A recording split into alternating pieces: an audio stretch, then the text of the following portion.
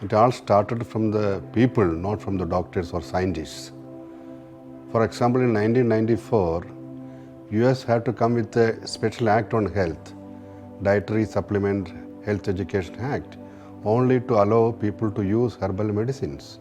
The first time in the history US has been promoting plant-based medicine because of public demand. Because science is growing every day, and Ayurveda is science of evolving science, we believe. It changes according to changing time. But the principles of Ayurveda remain same, because the principles of Ayurveda is based on universal principles like heat and cold. That will never change. But application of Ayurveda changes according to the changing time. Ayurveda says as the time goes, the disease characteristics will change, disease type will change. The types of diseases of 19th century is different from type of disease in 21st century. So now we can see more of diseases of lifestyle-based chronic metabolic disorders and diseases of degenerative nature. That are the biggest problem faced by the countries, not only developing nations, developed nations, developing nations too.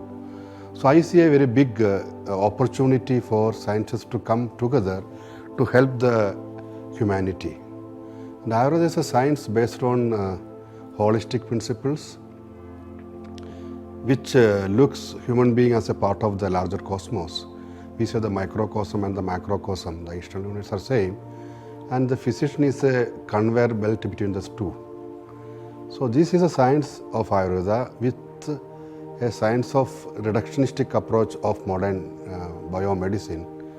There is a very good opportunity to build a bridge, and we can also have a very clear-cut boundaries of operations.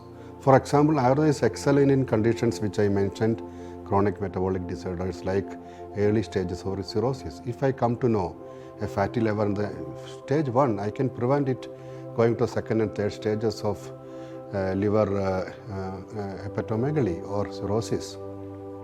Whereas modern science has no answer to that.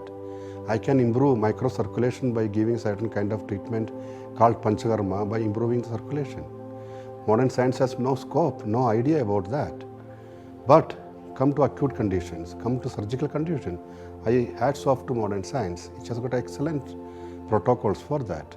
So there lies a very good scope for 21st century people, scientists, to see how this can go together, how this can marry. That is one of the missions my institution is trying to present and try to advocate.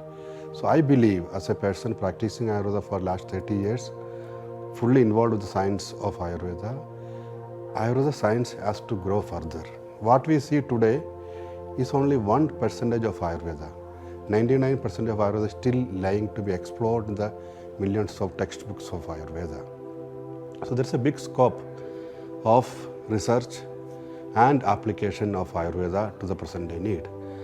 Specifically, Ayurveda is good in conditions of early stages of rheumatoid arthritis, obesity, diabetes mellitus, osteoporosis and osteoarthritis, and also hemiplegia, paraplegia after the first acute stage.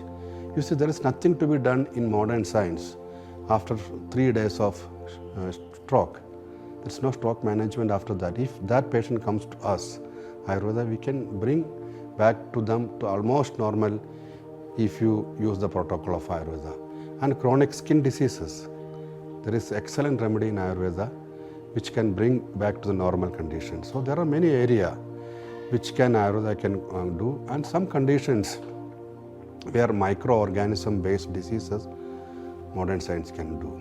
I see a very good opportunity for scientists to get out of this monolithic approach of my science, your science. There is no my science and your science. There is only one science. So that is what we should attempt to.